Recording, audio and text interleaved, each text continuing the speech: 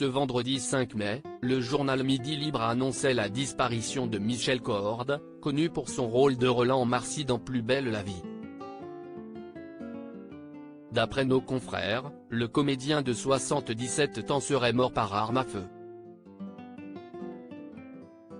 Son corps a été retrouvé sans vie dans sa maison située à Grabel, dans l'Hérault, où il s'était installé il y a un peu plus d'1 an afin de profiter de sa retraite depuis l'arrêt du feuilleton quotidien de France 3 en novembre 2022. Un véritable choc pour les fans de la série, qui s'interrogent sur les raisons potentielles de cet événement tragique et brutal.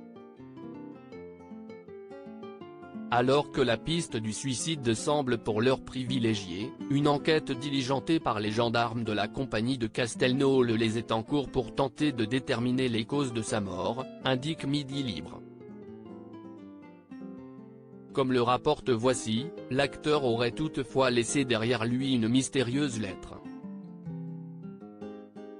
Si le contenu de celle-ci n'a pas été dévoilé, un acteur de Plus belle la vie proche de Michel Corde s'était penché à ce propos dans les colonnes de Public.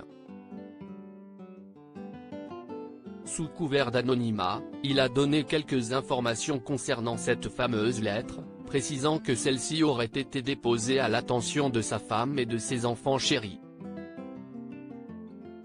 Supérieur à ces tragiques décès de personnalités qui ont déjà marqué l'année 2023, Michel Corde venait de retrouver l'amour avant de faire ses adieux au petit écran. Lors d'un entretien accordé aux Parisiens en septembre dernier, Michel Corde avait confié vouloir s'éloigner des tournages pour profiter de sa compagne fraîchement retraitée, qu'il venait de rencontrer.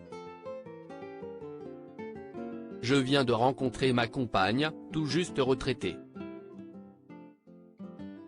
Donc, on se dit qu'on va profiter », se réjouissait-il, sans complètement fermer la porte à de potentielles opportunités, à moins qu'on me propose un projet théâtre intéressant. Où je pourrais écrire une pièce, avait-il suggéré.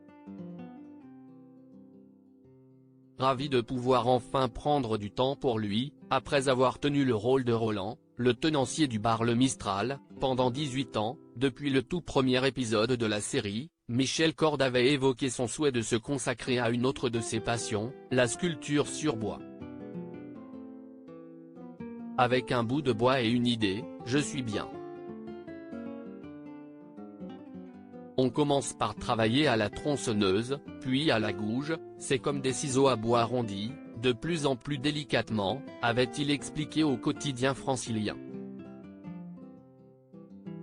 Article écrit en collaboration avec 6 médias Crédit Photo, Christophe Aubert via Bestimage.